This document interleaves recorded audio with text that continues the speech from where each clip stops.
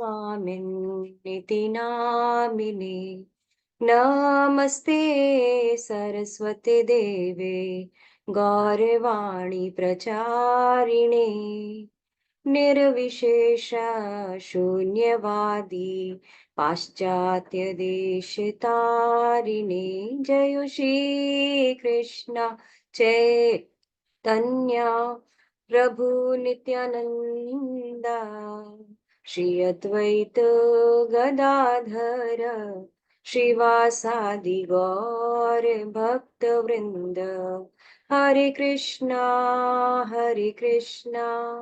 कृष्ण कृष्णा हरे हरे हरे रामा राम रामा हरे हरे हरे कृष्णा कृष्ण कृष्णा हरे हरे हरे रामा राम रामा हरे हरे। कोटि वैष्णव। हरे कृष्णा। सभी को प्रणाम। भगवत गीता के 18 दिनों के सत्र में अध्याय 10 में आप सभी का स्वागत है एक बार फिर से।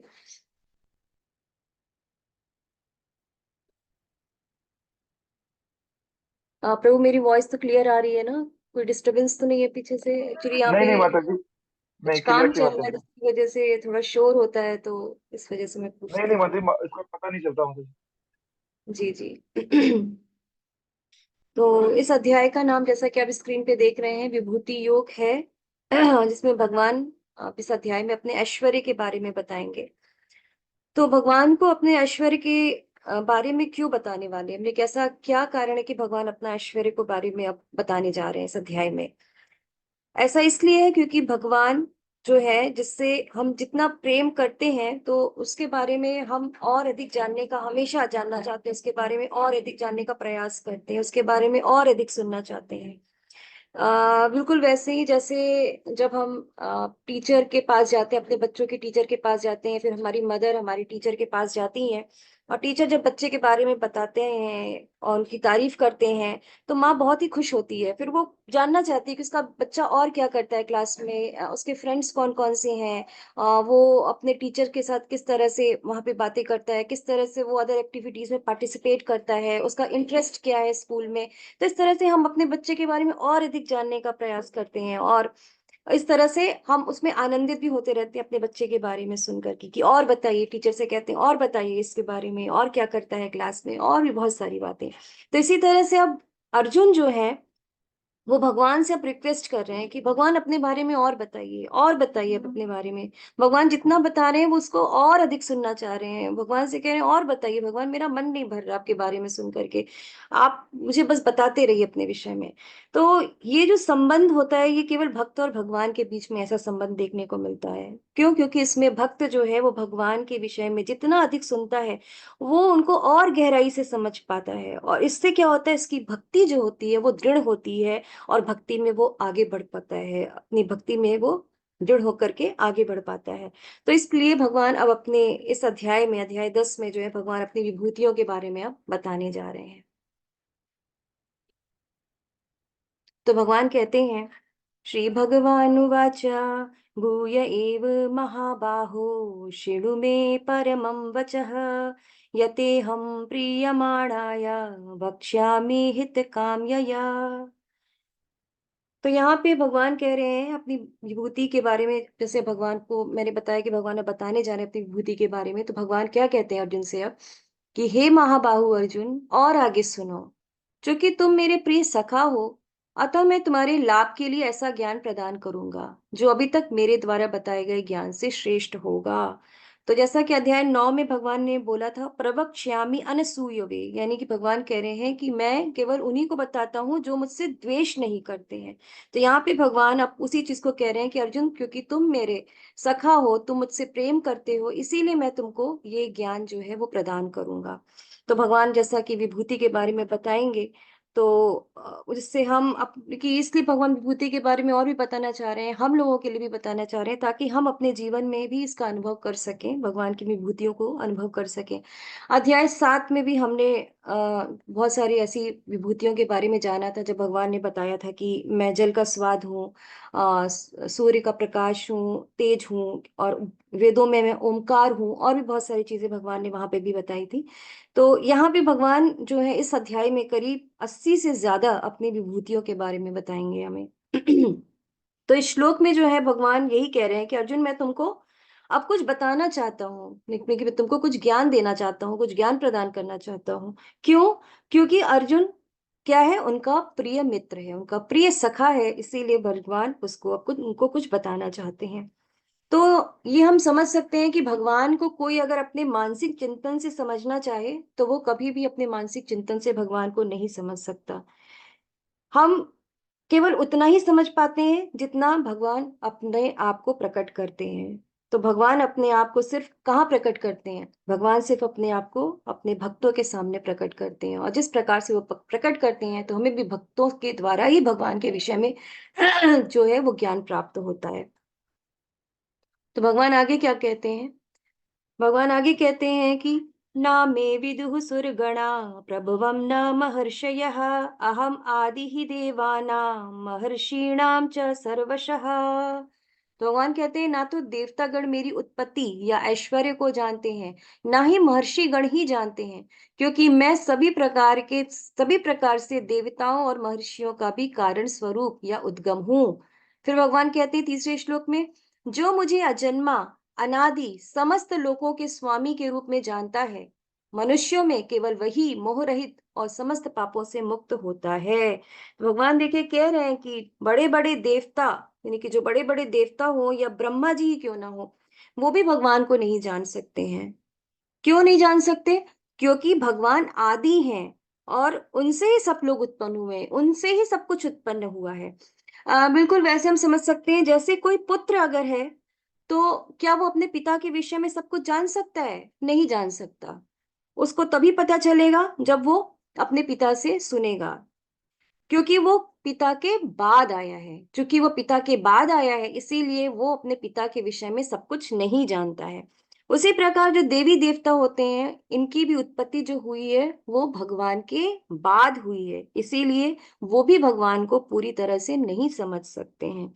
तो अगर मैं आपसे पूछूं कि अगर आपको अपने पिता के बारे में जानना है तो आप कैसे जानोगे? आप अपने किसी संबंधी से, उनके भाई बहनों से पूछोगे उनके बारे में, या फिर उनके माता पिता से उनके बारे में पूछोगे, या फिर किसी क्लोज रिलेटिव से उनके बारे में पूछोगे।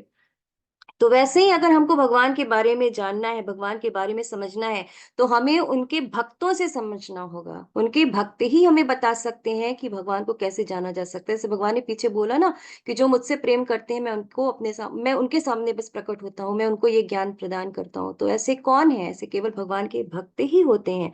तो भगवान के भक्तों से हम भगवान को समझ सकते हैं। या फिर कौन बता सकता है?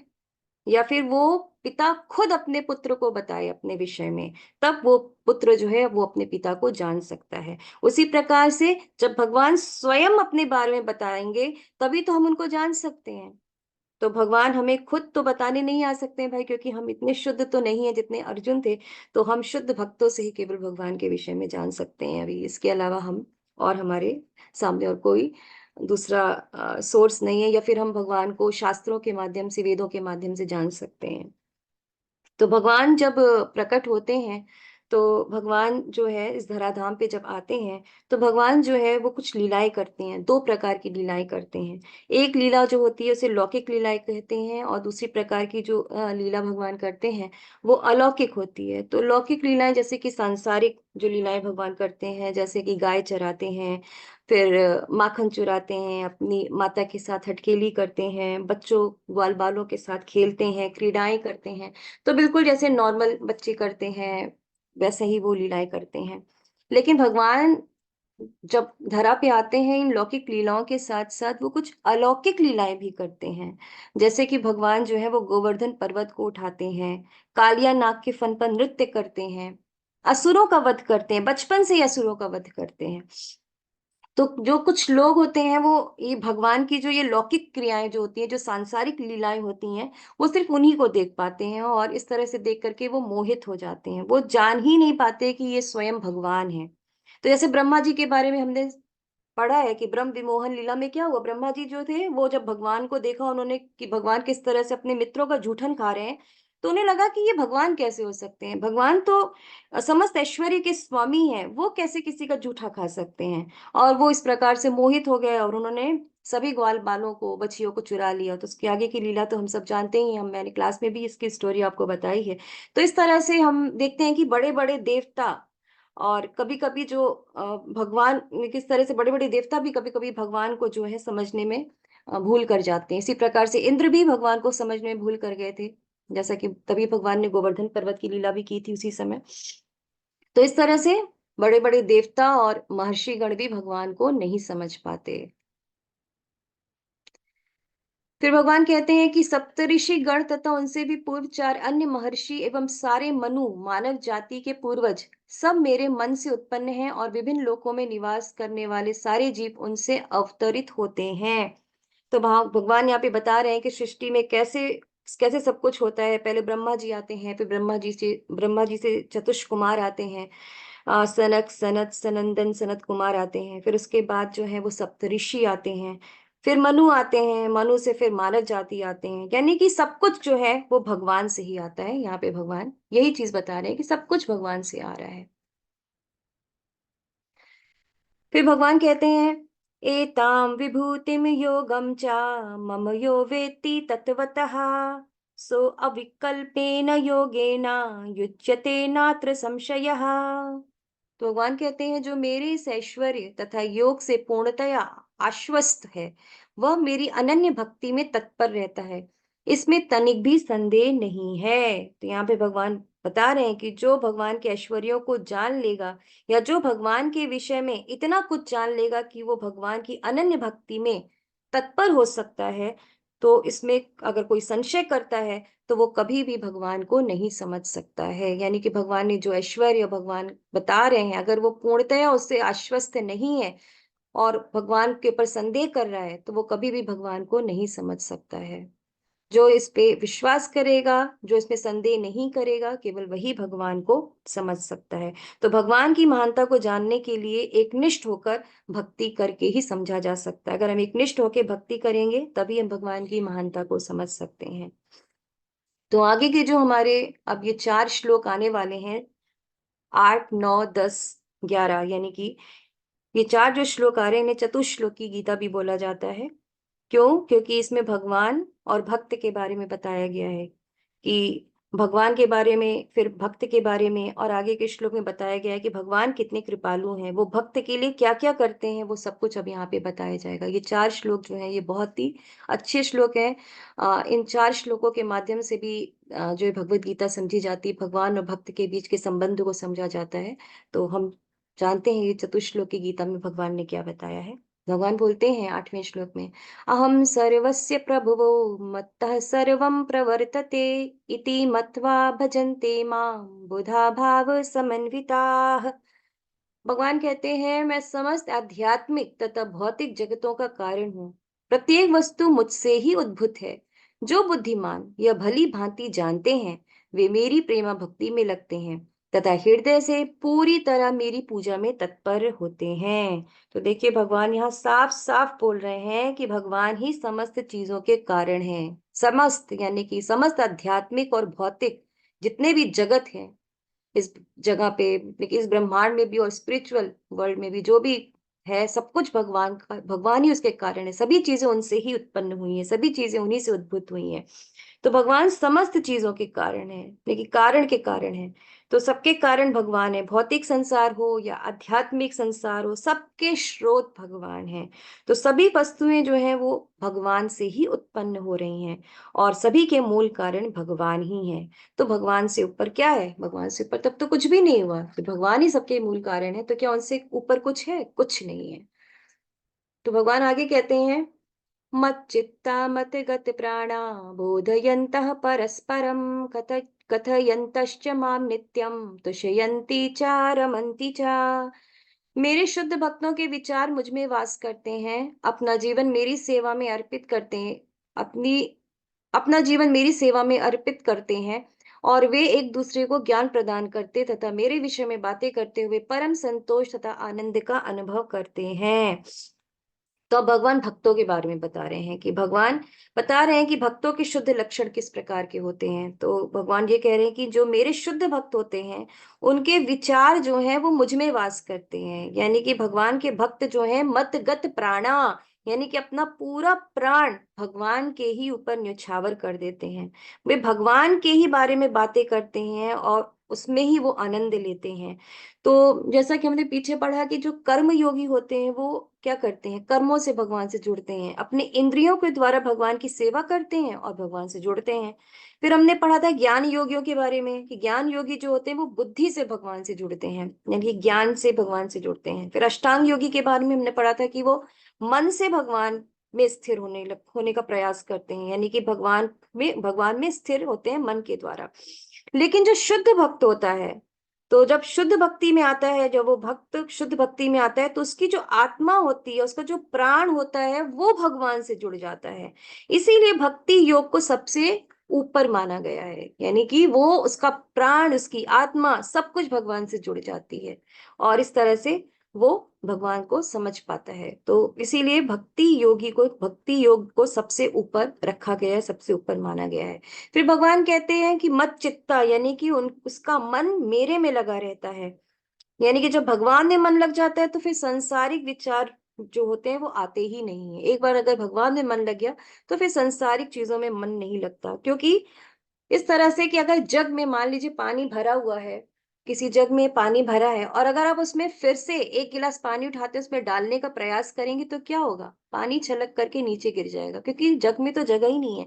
उसी तरह से जब मन में भगवान बस गए हैं तो फिर सांसारिक भोगों के लिए वहां पे स्थान ही नहीं बचता है।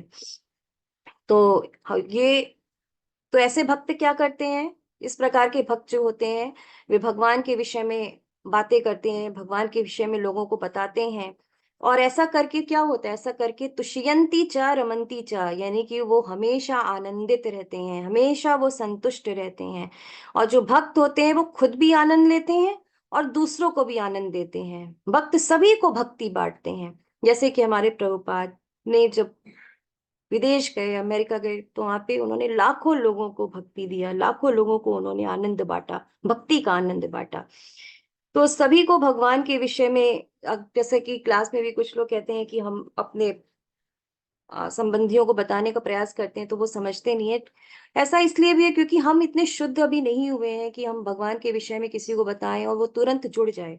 इसके लिए सबसे पहले हमारा भी शुद्ध होना बहुत जरूरी है, क्योंकि एक शुद्ध अगर भगवान की भक्ति में जब हम दृढ़ होते हैं, हम शुद्ध होते हैं, तब हमारी बातों का किसी के ऊपर जो है वो प्रभाव भी पड़ता है। तो इसीलिए हमें भगवान के नाम का प्रचार करना चाहिए। ऐसे हमारे अगर संबंधी हैं तो उन्हें अपने घर पे बुलाना चाहिए, घर में अपने नाम संकीर्तन कराना चाहिए, भक्तों को बुलाना चाहिए और फिर अपने रिलेटिव्स को बुलाना चाहिए, संबंधियों को बुलाना चाहिए। जब वो इन शुद्ध भक्तों से मिलेंगे तो उनके हृदय में परिवर्तन हो सकता है। भगवान का जो प्रसाद है हम उनको खिलाएं, तो इस तरह से भी हम उनके हृदय को परिवर्तन कर सकते हैं। प्रभुपाद ने तो न जाने कितने लोगों को भक्त बनाया केवल भगवान का प्रसाद दे करके। ऐसे बहुत सारे भक्त हुए हैं जो भगवान का प्रसाद पाकर के प्रभुपाद जी के द्वारा भक्त बने हैं। तो इस तरह से हम प्रयास कर सकते हैं, हमारे सिर्फ बोलने से कोई भक्त नहीं बन जाएगा, हमें प्रयास भी करना पड़ेगा इसके लिए। तो आगे भगवान क्या कहते हैं, तेषां सतत युक्तानां भजतां प्रीति पूर्वकं ददामि बुद्धि योगम तम येन माम उपयान्ति ते। तो ऐसे भक्तों पर भगवान जो है किस प्रकार कृपा करते हैं, जो भगवान के बारे में विचार करते हैं, भगवान के विषय में बातें करते हैं और भगवान में रमे हुए हैं, तो ऐसे लोगों पे भगवान भी जरूर कृपा करते हैं। पर वो कृपा किस प्रकार करते हैं वो इस श्लोक में बताया गया है। तो भगवान कहते हैं कि जो प्रेम पूर्वक मेरी सेवा करने में निरंतर लगे रहते हैं उन्हें मैं ज्ञान प्रदान करता हूँ जिसके द्वारा वे मुझ तक आ सकते हैं। तो भगवान यहाँ पे कह रहे हैं कि जो लोग मेरी सेवा करते हैं मैं उनको बुद्धि प्रदान करता हूँ। मैंने जैसे आपको बताया है कि हरे कृष्ण महामंत्र के बारे में बताया है, हरे कृष्ण कृष्ण कृष्ण हरे हरे, हरे राम राम राम हरे हरे। कितना साधारण सा मंत्र है, बहुत ही सिंपल। तो भगवान की सेवा में हम हरे कृष्ण महामंत्र करके भी कर सकते हैं। अगर हम महामंत्र करते हैं तो उसमें हमारी जिह्वा, हमारे कान, सब कुछ भगवान की सेवा में लग जाता है। तो अगर हम ऐसा नहीं करेंगे, भगवान की सेवा में नहीं लगेंगे इस तरह से, तो फिर हमें भगवत गीता हमारी समझ में नहीं आएगी।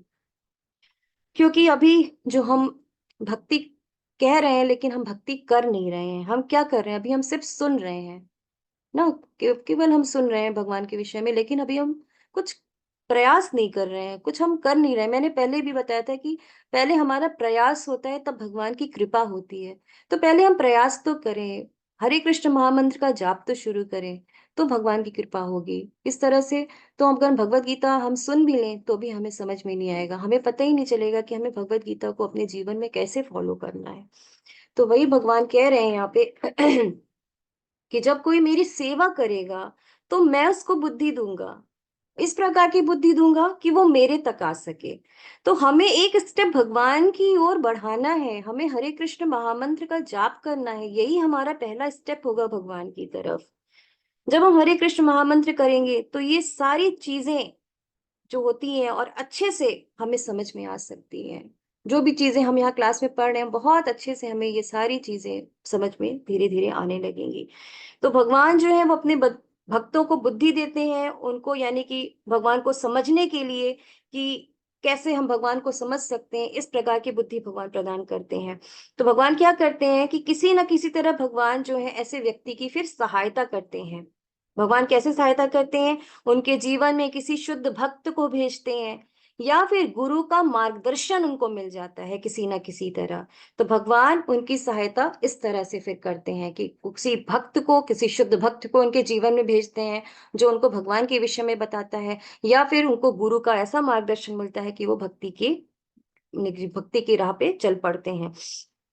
और इस तरह से ऐसे लोग फिर भगवान तक पहुंच सकते हैं। तो जैसे ध्रुव महाराज की कहानी में भी ऐसे ही आता है कि ध्रुव महाराज की सौतेली माता ने जब उनको सिंहासन पे नहीं बैठने दिया, उनको उतार दिया, तो उनको बोला कि इस पे बैठने के लिए तुम्हें मेरा पुत्र बनना पड़ेगा, तुम्हें, जब तुम मेरे पुत्र बनोगे कभी, तब जो है इस सिंहासन पे बैठ सकते हो। तो उसके बाद वो अपनी माता के पास रोते हुए गए थे, तो उनकी माता ने कहा कि केवल भगवान ही हैं जो तुम्हारा जो है इस तरह से कल्याण कर सकते हैं इन सब चीजों से। जब वो, और भगवान कहाँ मिलेंगे? तो जंगल में मिलेंगे। ऐसा सुन करके वो जंगल में निकल जाते हैं भगवान की खोज में, और जंगल में जाते हैं, इधर उधर भटकते रहते हैं, उनको कुछ समझ में नहीं आता, क्योंकि भगवान को तो देखा नहीं था। तो किसी भी जानवर से पूछते थे कि क्या तुम भगवान हो, क्या तुम भगवान हो? एक 5 साल के बालक को इस तरह से भटकते देख करके नारद मुनि उसके सामने गए। नारद मुनि जो कि भगवान के शुद्ध भक्त हैं, उन्होंने ध्रुव महाराज को कहा कि आप वापस लौट जाओ, आप बहुत छोटे बालक हो, आपकी आयु अभी बहुत कम है, अभी आप नहीं समझ पाओगे। लेकिन वो दृढ़ थे कि नहीं, उन्हें भगवान चाहिए, भगवान से उन्हें कुछ चाहिए। तो उसके बाद जब नारद मुनि को लगा कि ये बालक नहीं मानेगा, तो फिर उन्होंने उन्हें मंत्र दिया, उनको मार्गदर्शन दिया। तो इस तरह से भगवान तो सभी के हृदय में परमात्मा रूप में विराजमान है, वो तो जानते हैं कि ये क्या चाहता है। तो भगवान कोई ना कोई मार्ग जरूर दिखाते हैं। तो इस तरह से नारद मुनि जो है वो ध्रुव महाराज के गुरु बनते हैं, उनको मार्गदर्शन देते हैं, और ध्रुव महाराज भगवान की तपस्या करते हैं, और 6 महीने में ही भगवान के दर्शन उनको प्राप्त होते हैं। तो इस तरह से भगवान स्वयं किसी न किसी गुरु को या किसी न किसी शुद्ध भक्त को मार्गदर्शन के लिए भेजते हैं। लेकिन हमारा दृढ़ होना बहुत आवश्यक है, हमारा प्रयास करना बहुत आवश्यक है। तो हरे कृष्ण महामंत्र जो है ये एक प्रयास है भगवान को प्राप्त करने का, भगवान की तरफ बढ़ने का। तो मेरा आप सबसे रिक्वेस्ट है कि अगर आप कर रहे हैं तो बहुत अच्छी बात है। आ, देखिए, अगर आप एक माला कर रहे हैं तो आप 2 माला करिए, अगर आप नहीं कर रहे हैं तो करना शुरू कर दीजिए। अगर आप 16 माला कर रहे हैं तो आप बहुत दृढ़ता पूर्वक उसको करिए, मन से करिए। मन तो भटकाता बहुत है, लेकिन हमको मन को दृढ़ करना पड़ेगा, प्रयास करना पड़ेगा अपनी तरफ से। फिर ये चतुश्लोकी गीता का लास्ट श्लोका है, तेषाम एव अनुकंपार्थम अहम अज्ञानमजं तमः नाशयामि आत्मभावस्थो ज्ञान दीपेन भास्वता। तो भगवान क्या कह रहे हैं? मैं उन पर विशेष कृपा करने के हेतु उनके हृदयों में वास करते हुए ज्ञान के प्रकाशमान दीपक के द्वारा अज्ञान जन्य अंधकार को दूर करता हूँ। तो भगवान कहते हैं कि भगवान फिर ऐसे भक्तों पे विशेष कृपा करते हैं, उनके हृदय में ज्ञान रूपी दीपक को जलाते हैं, और इस ज्ञान रूपी दीपक से जितनी भी अज्ञानता होती है उसका नाश हो जाता है। और शुद्ध भक्ति में व्यक्ति फिर भगवान से धीरे धीरे जुड़ जाता है और हृदय में परमात्मा को, यानी कि परमात्मा रूप में भगवान फिर उसको गाइड करने लगते हैं, मार्गदर्शन करते हैं। तो इस प्रकार जब भक्त निरंतर जप करता रहता है, हरे कृष्ण महामंत्र का जप करता है, तो उसके हृदय में जो जमी धूल है वो धीरे धीरे फिर साफ होने लगती है और इस प्रकार से शुद्ध ज्ञान को वो प्राप्त कर सकता है। जैसे चैतन्य महाप्रभु ने भी शिक्षाष्टकम में बोला है, चेतो दर्पण मार्जनम भव महादावाग्नि निर्वापणम श्रेयः कैरव चंद्रिका वितरणम विद्यावधू जीवनम आनन्दाम्बुधिवर्धनं प्रतिपदं पूर्णामृतस्वादनं सर्वात्मसपनं परं विजयते श्रीकृष्ण संकीर्तनम।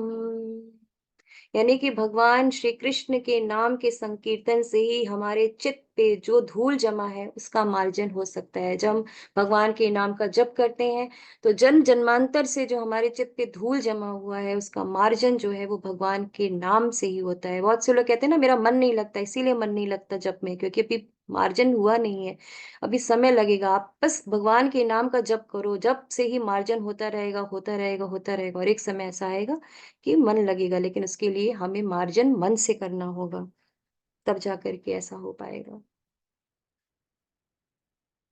तो अब आगे भगवान आगे अब अर्जुन ने ये सारी बातें जब भगवान की सुनी तो अर्जुन जो बहुत प्रसन्न हो जाते हैं भगवान से ये सारी बातें सुन करके।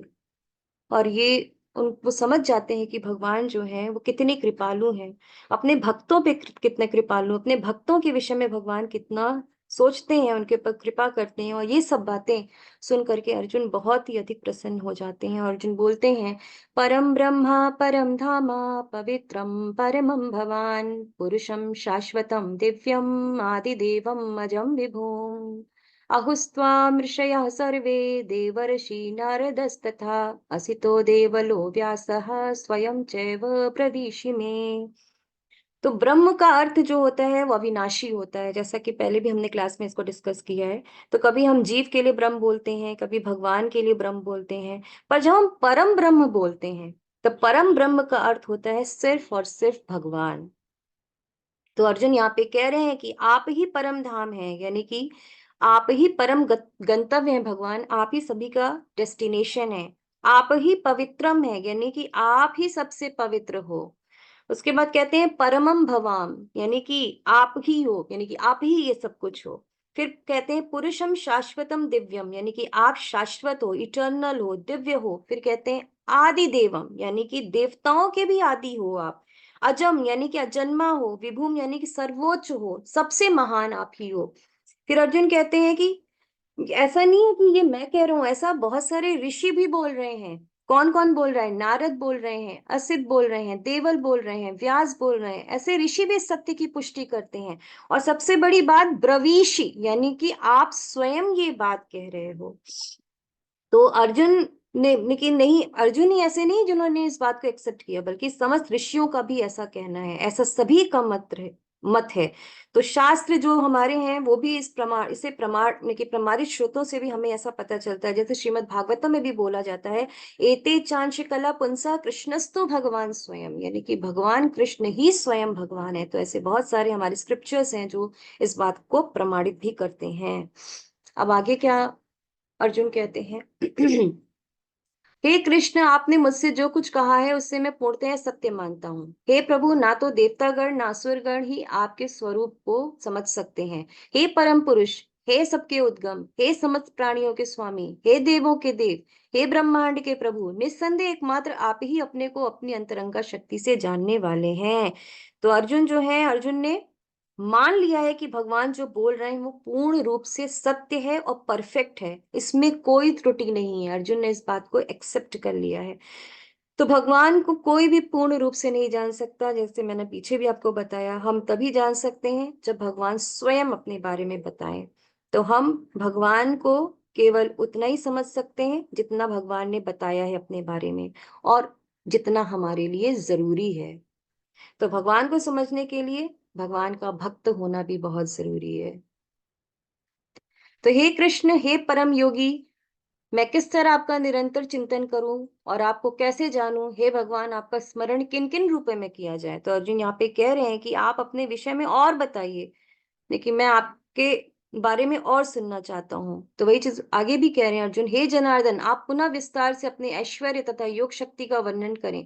मैं आपके विषय में सुनकर कभी तृप्त नहीं होता हूँ, क्योंकि जितना ही आपके विषय में सुनता हूँ, उतना ही आपके शब्द अमृत को चखना चाहता हूँ। तो वही चीज अर्जुन यहाँ पे कह रहे हैं कि आपके जो शब्द हैं वो अमृत के समान मुझे लगते हैं, अमृत के समान प्रतीत होते हैं, क्योंकि आपके विषय में मैं जितना भी सुनता हूँ मैं तृप्त नहीं होता हूँ। तो मुझे अपने विषय में और बताइए, मैं आपके विषय में और सुनना चाहता हूँ। तो भगवान जो है अब अर्जुन को अपनी विभूतियों के बारे में बताने जा रहे हैं। भगवान ने कहा, हाँ मैं तुम्हें मेरी अभिव्यक्तियों के बारे में बताऊंगा, लेकिन उनमें से केवल जो प्रमुख हैं हे अर्जुन, वे असीम हैं। तो यहाँ पे भगवान किस तरह से हम भगवान को, ऐश्वर्य को, उनकी विभूतियों को समझ सकते हैं, इसको पहले हमें समझना है कि किस तरह से हम भगवान की विभूतियों को पहले समझें। तो जैसे भगवान ने अगर बोला है कहीं कि मैं जानवरों में सिंह हूं, यानी कि मैं जानवरों में शेर हूं, तो इसका अर्थ हमें ये नहीं लगाना चाहिए कि भगवान जो है, यानी कि शेर जो है वो भगवान है और हम धूप बत्ती लेकर के शेर के सामने खड़े हो जाएं। ऐसा नहीं करना है। यानी कि भगवान बता रहे हैं कि उसके अंदर जो विशेष गुण है, हम उन्हें समझ सकते हैं भगवान के द्वारा, ये बताया जा रहा है। तो जैसे एक और उदाहरण से हम ले सकते हैं, जैसे कोई व्यक्ति दुबई गया, हाँ, दुबई में उसने बुर्ज खलीफा को देखा, जो कि बहुत ऊंची बिल्डिंग है, और कहते हैं सबसे टॉलेस्ट बिल्डिंग भी वही है। तो अगर वो गया, उसने बुर्ज खलीफा देखा, तो वापस जब अपने गांव आएगा तो क्या होगा? वो सबको बताएगा कि मैं दुबई गया था और वहां पे मैंने इतनी ऊंची बिल्डिंग देखी। तो गांव वाले, अगर मान लीजिए वहां पे फोन की सुविधा नहीं है, वो फोटो नहीं दिखा सकता है, तो क्या कहेंगे कि हमें बताओ कि कैसा है वो, कितना ऊंचा है, तुम कह रहे हो बहुत ऊंचा है, बहुत ऊंचा है। तो वो क्या करेगा? उस गांव का जो सबसे ऊंचा पेड़ होगा वो दिखा के कहेगा कि हाँ ऐसे ही ऊंचा सा है, लेकिन वो और भी इससे ज्यादा ऊंचा है। तो एक तरह से वो वहां पे कंपैरिजन करके बताएगा कि हाँ वो बिल्डिंग जो है वो इतनी ऊंची है, लेकिन इससे भी ऊंची हो सकती है। तो उसी तरह से भगवान हमें आइडिया दे रहे हैं यहाँ पे कि किस प्रकार से तुम मुझे समझ सकते हो, मेरे गुणों को समझ सकते हो। तो हम देखते हैं कि भगवान अपनी विभूतियों के बारे में क्या बता रहे हैं, अपने गुणों के बारे में क्या बता रहे हैं, हम कैसे भगवान को समझ सकते हैं। जैसे भगवान कह रहे हैं, मैं आदित्यों में मैं विष्णु हूँ। तो इसका मतलब ये हुआ कि जो 12 आदित्य हैं, 12 आदित्य हैं जो कि अदिति के पुत्र हैं, उसमें भगवान बता रहे हैं कि वो वामन देव हैं। तो वामन देव कौन है? वो विष्णु के अवतार हैं। यही चीज यहाँ पे भगवान बता रहे हैं कि आदित्यों में मैं विष्णु हूँ। फिर वो कहते हैं नक्षत्र, यानी कि सितारों में मैं चांद हूँ, यानी कि नक्षत्र जितने भी होते हैं, चांद उन सब के साथ एक एक दिन जो है वो परिक्रमा करते हैं, इसीलिए यहाँ पे चांद बता रहे हैं। फिर भगवान कह रहे हैं कि वेदों में मैं सामवेद हूँ। तो सामवेद जो होते हैं ये बहुत अच्छी अच्छी इसमें स्तुतियां हैं भगवान की, इसीलिए इसे सामवेद बोला गया है। फिर बोलते हैं कि देवता में इंद्र हूँ।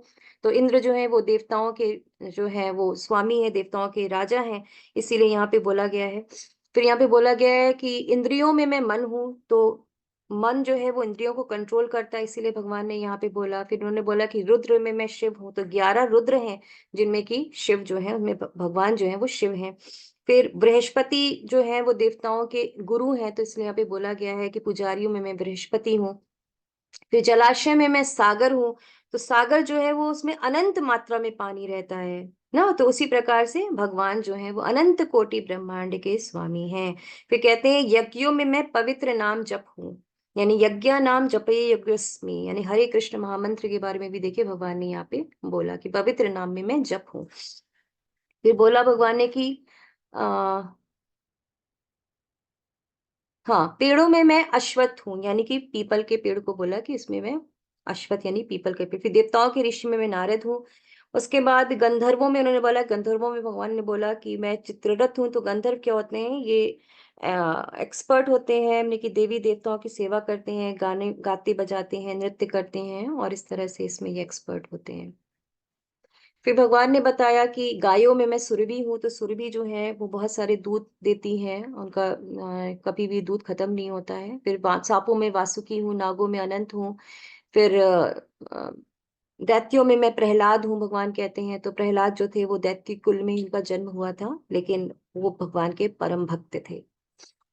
उसके बाद देखिए यहाँ पे है, जानवरों में मैं सिंह हूँ, समय में मैं वश में करना यानी कि समय हूँ, यानी कि समय को कभी कोई वश में नहीं कर सकता। समय जो है वो अपने अनुसार घूमता रहता है, चलता रहता है, कभी कोई समय को वश में नहीं कर सकता। पक्षियों में गरुड़ हूँ, शोधक में हवा हूँ, यानी कि जो शुद्ध चीजें होती हैं उनमें मैं हवा हूँ।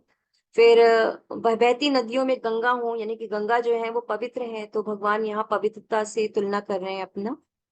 उसके बाद भगवान कहते हैं विज्ञान में मैं आध्यात्मिक विज्ञान हूँ, यानी कि जो विज्ञान है उसमें भगवान कह रहे हैं कि आध्यात्मिक ज्ञान जो होता है वो उत्तम होता है, राज विद्या होता है ये, और यही सर्वश्रेष्ठ है, क्योंकि भौतिक ज्ञान से हम हमारा हर चीज का हमें सोल्यूशन नहीं मिलता है। फिर कहते हैं तर्क में लॉजिशियंस लॉजिशियंस यानी कि तर्क हो गया, तर्क में भगवान क्या कह रहे हैं, निर्णायक सत्य हूं मैं।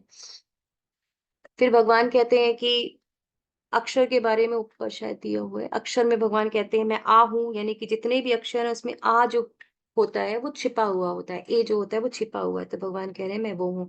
फिर देखिए यहाँ पे बोला जा रहा है महिलाओं में मैं प्रसिद्धि, भाग्य, भाषण, स्मृति, बुद्धि, विश्वास तथा धैर्य हूँ।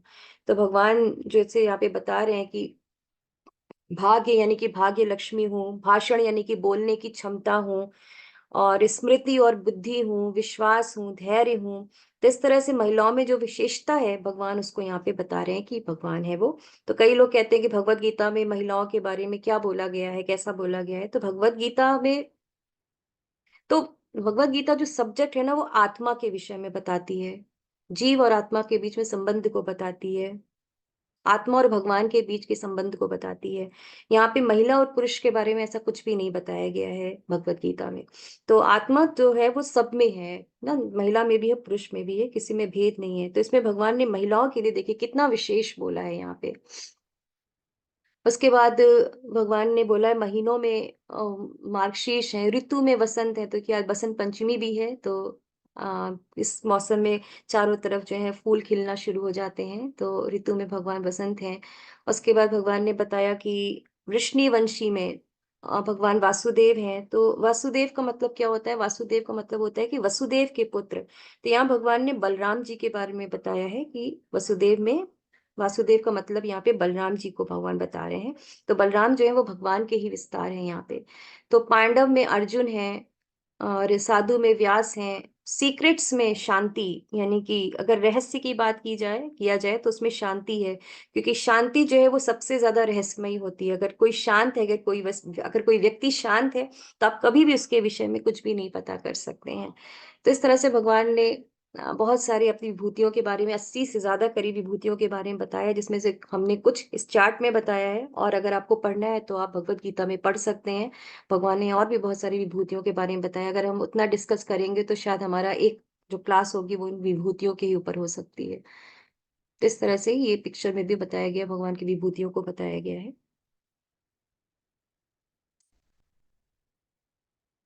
तो अब भगवान और क्या कह रहे हैं, भगवान कह रहे हैं कि यही नहीं अर्जुन, मैं समस्त सृष्टि का जनक बीज हूँ, ऐसा चर तथा अचर कोई भी प्राणी नहीं है जो मेरे बिना ना रह सके। तो भगवान कह रहे हैं कि मेरे बिना कोई नहीं रह सकता है, एकदम साफ अक्षरों में देखिए भगवान यहाँ पे कह रहे हैं, चाहे कोई चर हो चाहे अचर हो, कोई भी प्राणी हो भगवान के बिना नहीं रह सकता।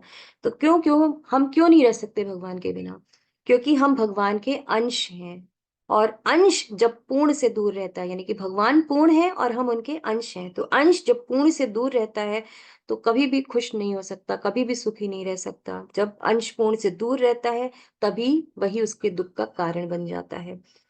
जैसे मैंने एक बार और क्लास में उदाहरण बताया था कि अगर पेड़ की कोई टहनी अगर पेड़ में जब तक लगी रहती है तब तक वो हरी भरी रहती है, लेकिन वहां पे बहुत प्रसन्न रहती है, लेकिन किसी कारण से, हवा से, तेज झोंके से अगर वो टहनी टूट करके नीचे जब गिर जाती है तो धीरे धीरे वो सूख जाती है। तो उसी तरह से जब अंश पूर्ण से दूर हो जाता है तो दुख, तो यही उसके दुख का कारण बन जाता है।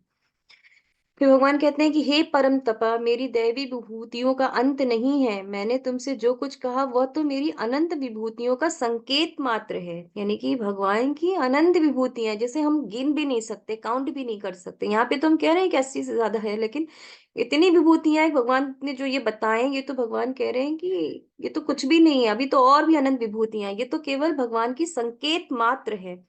तो ये एक संकेत मात्र है, माने कि भगवान ने केवल इंट्रोडक्शन दिया है हमें यहाँ पे कि हाँ ये मेरी विभूतियां हैं। वैसे न जाने अनंत विभूतियां हैं भगवान की। जैसे हमने बुर्ज खलीफा का भी एग्जाम्पल दिया ना, बुर्ज खलीफा तो बहुत टॉल बिल्डिंग है। अगर उस पेड़ से कोई तुलना की जाए तो उसके कंपैरिजन में भी उसकी जो अ, ऊंचाई हम उसको नहीं कंपेयर कर सकते हैं, लेकिन बस बताने के लिए भगवान ने सिर्फ हमें संकेत मात्र दिया है।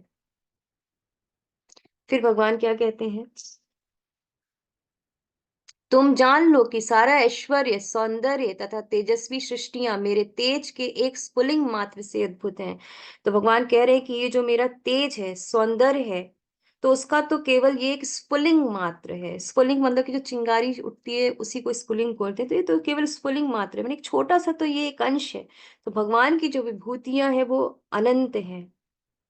तो इस तरह से यहाँ पे भगवान ने बताया। तो ये जो यहाँ पे आप चित्र देख रहे हैं, इसकी भी एक कथा आती है महाभारत में। ऐसा देखिए, ये एक प्रसंग है जहाँ पे एक मार्कंडेय ऋषि के बारे में बताया जाता है। मार्कंडेय ऋषि की कथा आती है कि मार्कंडेय ऋषि जो है वो अनंत काल से इस धरा पर हैं, और उन्होंने हजारों हजारों युगों के अंत में होने वाले महाप्रलय को देखा भी है। तो एक बार जब वे पांडवों से मिलते हैं एक वन में, पांडव से मार्कंडेय ऋषि मिलते हैं। तो पांडव जो होते हैं उनसे कहते हैं, जैसा कि महाभारत में वृतांत आता है उसके अनुसार, कि आप तो अनंत काल से हैं। माने कि पांडव मार्कंडेय ऋषि से कहते हैं कि आप अनंत काल से हैं। अ, हमें ने कि हमें जो सृष्टि के बारे में बताइए, आप अनंत काल से, आप हमें सृष्टि के बारे में बताइए। आपने प्रलय भी देखा हुआ है, आप हमें प्रलय के बारे में भी बताइए।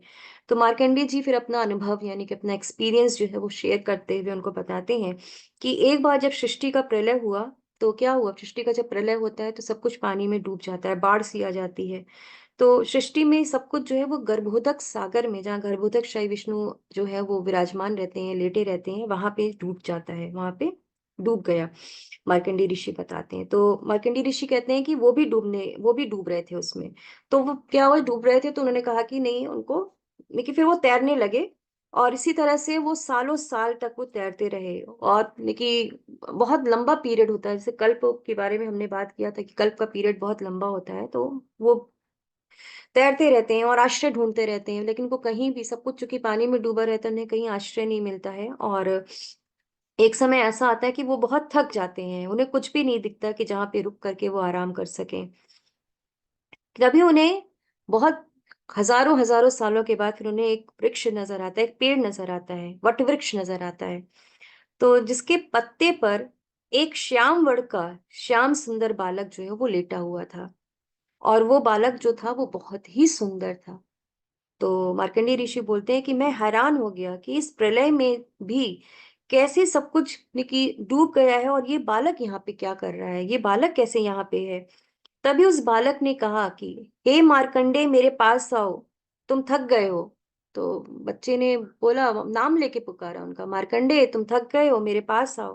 तो मार्कंडेय ऋषि कहते हैं कि मैं तो इतना बड़ा ज्ञानी हूँ, तपस्वी हूँ, और मुझे एक बालक की सहायता लेनी पड़ रही है।